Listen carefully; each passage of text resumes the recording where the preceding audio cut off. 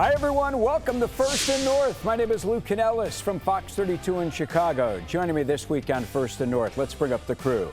The voice of the Lions, Dan Miller from Fox 2 in Detroit. From Fox 6 Milwaukee, Tim Van Voorn. Man, the legends are back. Tim and Dan. I'm excited. From Fox 9 in Minneapolis, Pierre Nugent, also in the house. All right, let's hit the NFC North standings first. Lions and Bears, 6-3. But because Detroit whacked the Bears week 2, Lions are on top. They'll meet again, last game of the season. And how about this?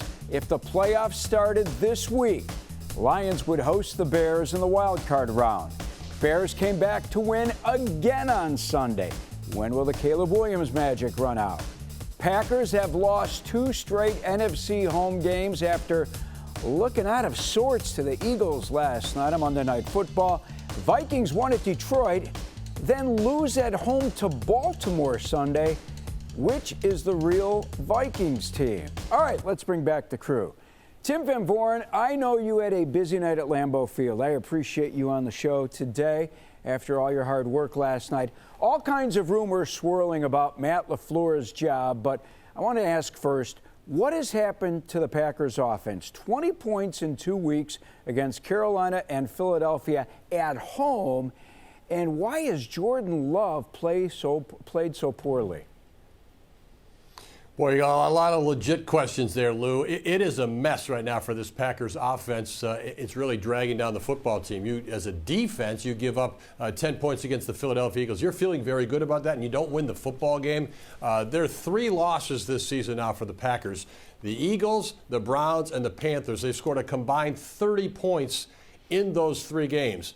I mean, the Lions, even the Bears, you guys get that in a half the way it's going right now. You have an offensive coaching staff that just can't get it together right now. Jordan Love, his numbers don't look awful, but the eye test is just not looking very good right now for the Packers. And they have fallen from this Super Bowl almost favorite or inevitability after a week or 2 of the regular season to they are a legitimate playoff bubble team right now, guys, and not trending well at all. Man, I was one of those guys after watching the way they played defensively against Detroit to open the season. I thought the Super Bowl team was, coming out of Green Bay, one of those 2 teams. All right, I want to go around the horn before we dig deeper into the Packers' problems and specifically head coach Matt LaFleur. Pierre, good to see you again. Against Baltimore, Vikings had 8 false start penalties at home. I mean, that's alarming. Second most by a home team since the Rams did it in 2005. Bills had 9 false starts in a game back in 2009. What was the issue with all the false start penalties in their own house?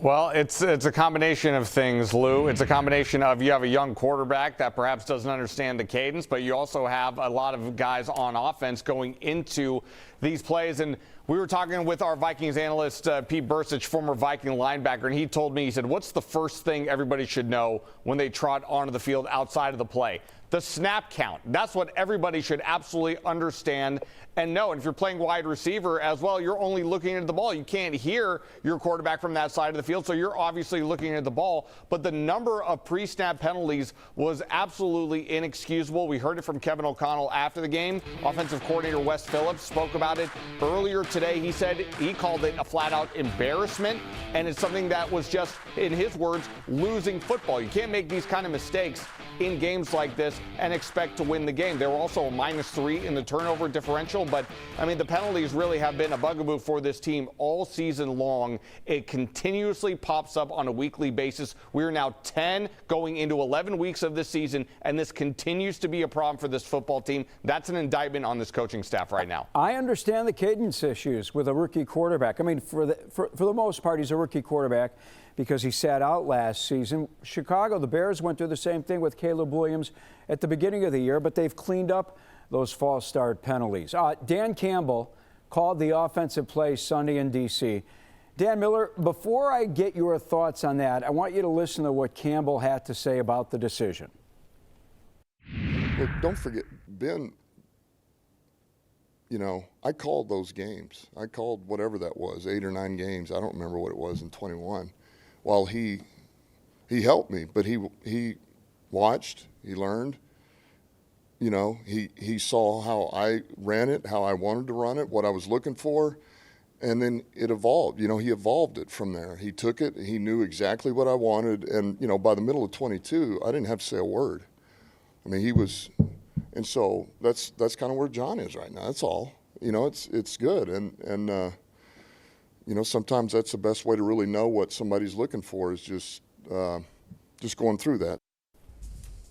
Dan, is he just trying to get on the same page with John Morton right now?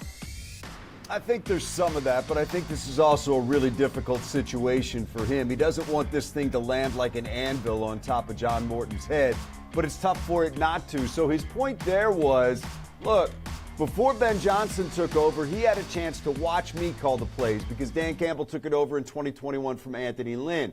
And he's saying Ben Johnson got to watch me. So by the time he got the headset and he was talking to the quarterback, he knew exactly how I like to have things done. And I think what Dan Campbell is saying there is now John Morton's going to get that same opportunity to watch Dan Campbell, see how it's done. Now, whether or not that leads back to John Morton ever calling the plays for the Lions again, we don't know whether or not that's going to happen. But I think that's what he was trying to say was there's a chance that, you know, by watching Dan Campbell, he'll get a better understanding of this offense, of the way he wants it done, and maybe he gets it back at some point. But look, these are tough questions to answer because he cares about John Morton. John Morton has given this organization everything he's had into this year, and he doesn't want this thing to become an indictment on him where he did a horrible job and that it's a reflection of John Morton standing within the organization. He's trying to soften the blow. By the way, his players made him look good, didn't they? Oh, listen, they needed that bounce-back game in a big way. They were not happy with the way that they played against Minnesota. That was, by most accounts, the worst game that they had played since they had gotten good under Dan Campbell, if that's appropriate English there. But it was offense, it was defense, it was special teams, so they needed a bounce back on defense and special teams, too, against Washington. But that offense, you had kind of felt like it was just not clicking since the Kansas City game, since the Tampa game, since the Minnesota game. Even though they were second in the league in scoring, they felt like they were just leaving so much out on the field. So Dan Campbell wanted to make sure he could maximize that thing as best as he could. He felt like him calling the plays might do that.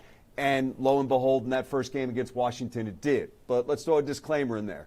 Washington stinks. They are just bad right now defensively. You got Philadelphia coming up this week, which will be a much more significant test of Dan Campbell and this offense and how far back they've come. Yeah, that Detroit offense, 546 total yards of offense, didn't punt in the game, no turnovers, scored on every possession. That's pretty darn good. I'll jump in a second about Ben Johnson and the Bears and play calling, but I want to keep it right here with Pierre. Hey, Pierre, Kevin O'Connell is calling the plays in Minnesota, right? Is that correct? Yes, that is correct. Yes, that's correct, Lou. All right. Vikings have Aaron Jones. They trade for Jordan Mason. They rebuild their offensive line, and they're only averaging 18 runs a game. They threw it 42 times last week. Why aren't they running the football more? That's a great question. I think that's a question we here in the media have been asking ourselves because especially when you look past at this game against Baltimore just the other day, you had Aaron Jones averaging over 5 yards a carry. Jordan Mason was averaging over 6 yards a carry, albeit he only had 4 carries in the game.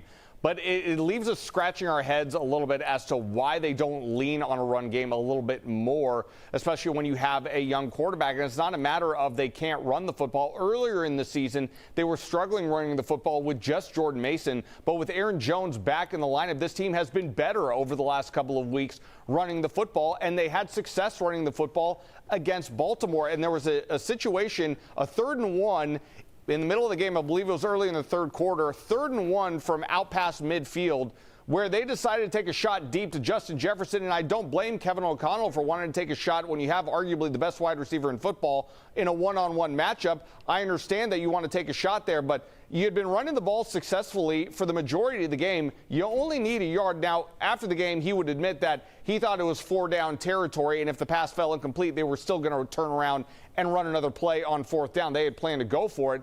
But I'm thinking to myself, why not simplify the game a little bit more for your young quarterback? That play resulted in disaster with McCarthy throwing an interception deep down the field, and the Vikings came away with nothing. So we don't really understand why there isn't more of a commitment to the run game here because you have have two quality backs in Aaron Jones and Jordan Mason. It's leaving us all scratching our heads.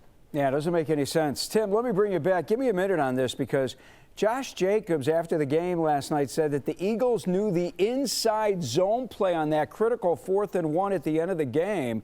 They knew it was coming, actually called it out loud at the line of scrimmage. How did this happen?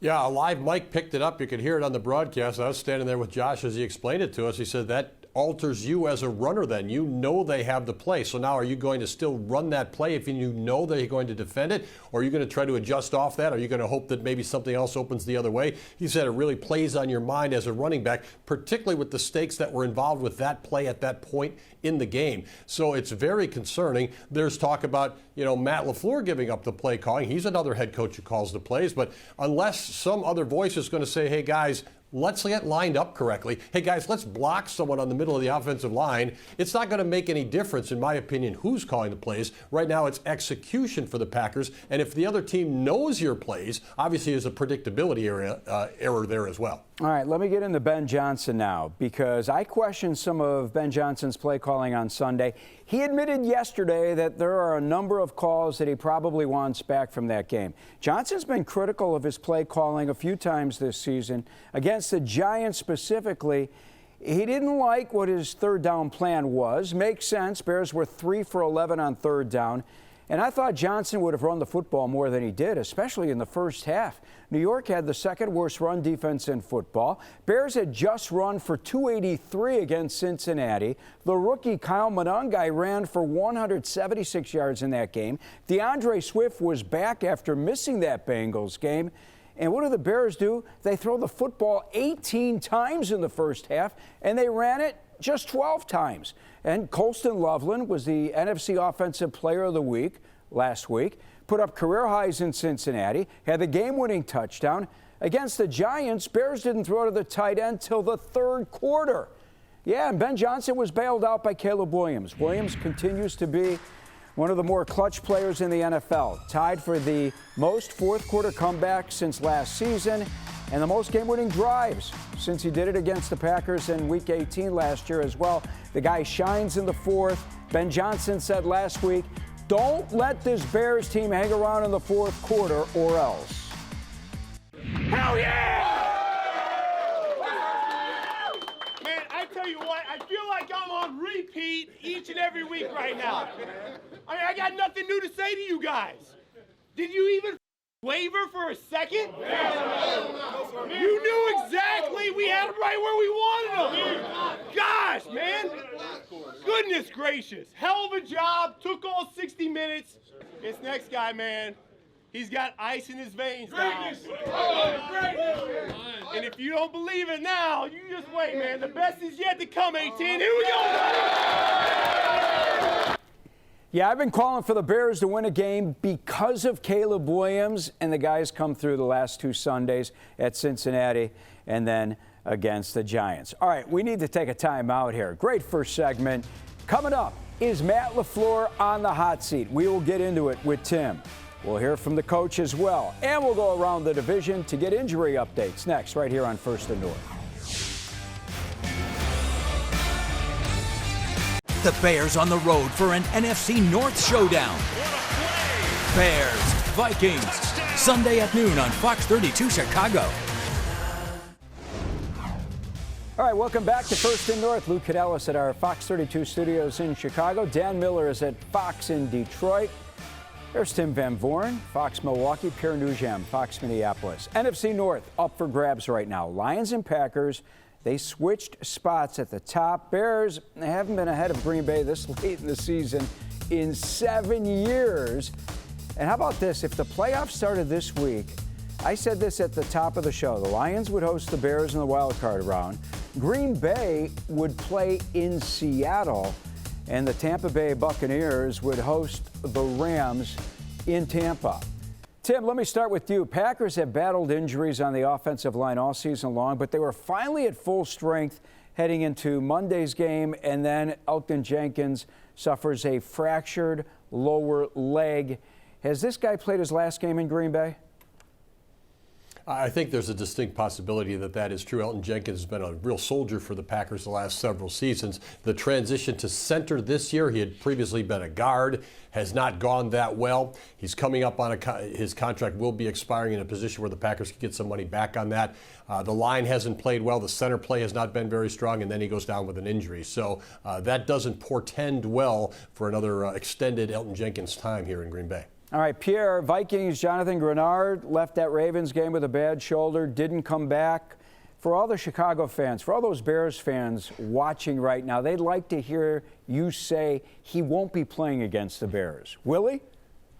You know I love the fine city of Chicago, Lou. You know I love Chicago, but I can't provide any good news for them as of right now. According to head coach Kevin O'Connell, he sounded optimistic that Jonathan Grenard would be able to play on Sunday. They still don't know that for sure yet. They're going to have to wait until Wednesday for that first injury report to come out. But he had the same tone in his voice about Jonathan Grenard than he did a couple of weeks ago about Aaron Jones when he sounded optimistic that Jones would come back from injury and play. He did come back and play in that game, and I know we're still human beings. We're not whales, so I'm not going to go by tones and sound.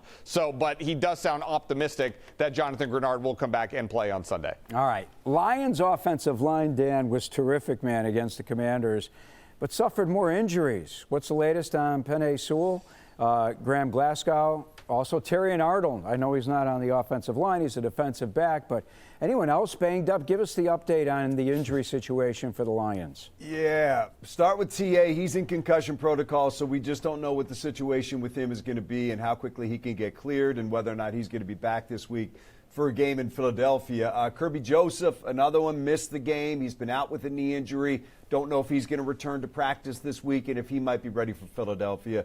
I think the offensive line is going to be okay. We'll know more when they get back to practice tomorrow and we see how many of these guys are out there. But that might not even be a great indicator because last week they started practice with both Sewell and Decker sitting out. The good news is Glasgow came back in the game after being taken out for an injury, and Sewell came back in the game after being taken out for an injury. So that tells you that at least they were cleared to play again this past Sunday in the game in Washington.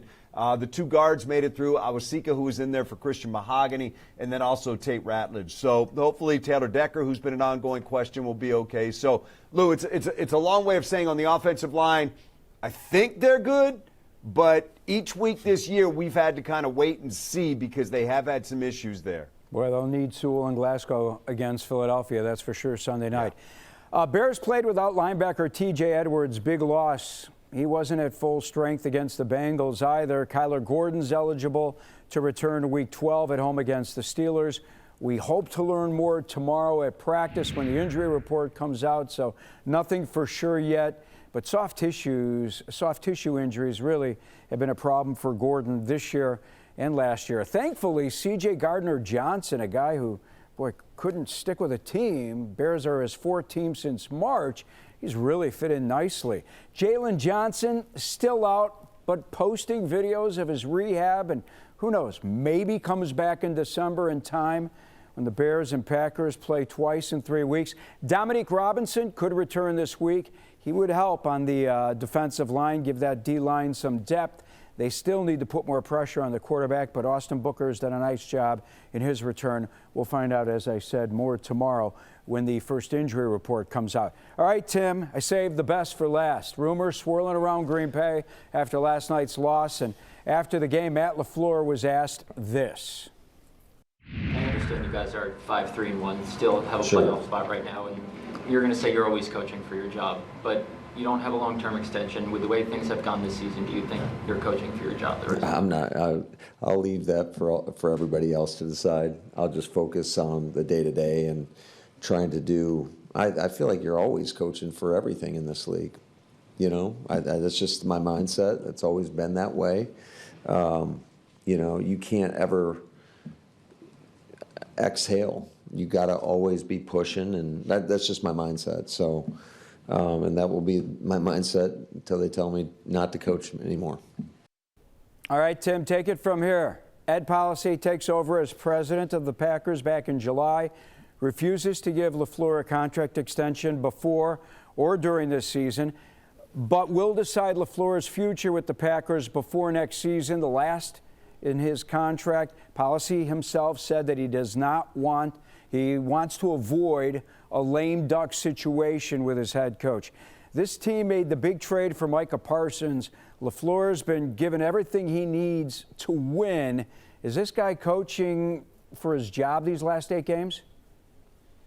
I think unequivocally yes, and that doesn't mean he can't keep his job. He is coming up with 1 year left on the contract, as you point out, Lou. So is General Manager Brian Gutekunst. So Ed Policy, who may be new in the position but has been in the NFL and around football his entire life, his father, Carmen Policy. Ed Policy knows, how to make decisions, what the consequences are if you make big decisions. Coming into Monday night's game, guys, the active leader in win percentage for coach in the NFL, Nick Sirianni of the Eagles. That makes a lot of sense. Jim Harbaugh second, Matt LaFleur third. Matt LaFleur has won an incredible amount of football games as the Green Bay Packers head coach. The evolution of the offense is not what we see right now. He's the offensive genius on this side. He's the offensive brain power for the Packers. He's coming into a situation where the quarterback does not seem to be ascending right now. The offense has not scored in 3 games, as we talked about earlier in this show. Obviously, that's all going to reflect on the head coach and his background. So, yes, in answer to your question, Lou, he's very much coaching for his job. And his answer is what any coach would get. Yeah, we're evaluated all the time. Okay, it's a little different right now. This second half of the season, I called last night's game a crossroads game. I truly believe that it is. And now very much the second half of the season, guys are on notice. And I think Gutekunst is in line for an extension. LaFleur, not nearly so clear. All right, thanks for laying it out for us. We need to take our final time out. We set up next week's schedule next here on First and North. It's Bears. What a day for football. It's game day. No better way to start off the season than right here at the Walter Duck. It's live. Be out here with the Bears fans. They're ready. Bears game day live Sunday at 9:30 on Fox Chicago. Matchups for Week 11 in the NFC North. Sunday, Bears on the road at Minnesota. Bears have lost 8 of their last 9 games against the Vikings. Packers head east to take on the Giants, who just fired their head coach, Brian Daboll. Primetime Sunday Night Football. Battle for the top spot in the NFC. Lions head to Philadelphia to take on the Eagles. I will be watching. Dan, Lions don't lose in prime time. 13-3 under Dan Campbell. But this one's a tough one in Philly, isn't it? Yeah, everywhere you look, there's going to be something that will really test this team. It's the kind of game that you love to have at this time of the season because it's going to tell you a lot about who you are and where you are. Look, quarterback can run, quarterback can throw. You got Saquon Barkley, you got to deal with him. You got great receivers on the outside, you got to deal with them. So there's going to be a massive test for the defense in this game. Offensively, that defensive line is rolling right now for Philadelphia, so you're going to be able to handle that. And then you have to be able to run the football, which is the bread and butter of the Lions' attack that sets everything up that they do. So Dan Campbell's play calling, this offense, which was seen rejuvenated against Washington, will be tested as well. So, look, love it. Embrace it. This is 2 of the best teams in the NFL playing on Sunday night, the only game in town. It's going to be fun. Pierre, I'm going to jump to you. I wanted to ask you this question. Justin Jefferson, JJ McCarthy, are they on the same page for this game Sunday against the Bears? Well, the Vikings better hope they're on the same page, and even though they haven't been able to establish all the best of rhythms in the games that McCarthy has played, they're absolutely going to need to be on the same page because this Vikings offense is going to need to score and score often to try to keep up with this Bears offense, and that is something that they still are trying to work through, Lou. I mean, the rhythm and timing is not there at times. They're going to have to work through that if they want to win this game on Sunday. Tim, Giants on the schedule couldn't come at a better time for the Pack, right? They've thought that with some other opponents so far this season, Lou. And last time they were in New York, they lost to Tommy DeVito, so nothing's a lock. All right, Bears 0-2 in the division. They can't drop to 0-3. And I think that Week 1 loss still on their minds because that game may haunt them down the road when it comes to getting into the playoffs. Great work, guys. Good to see everyone. Tim, Dan, Pierre. I'll see you next week. I'm Lou Canellis. Thanks for watching First and North.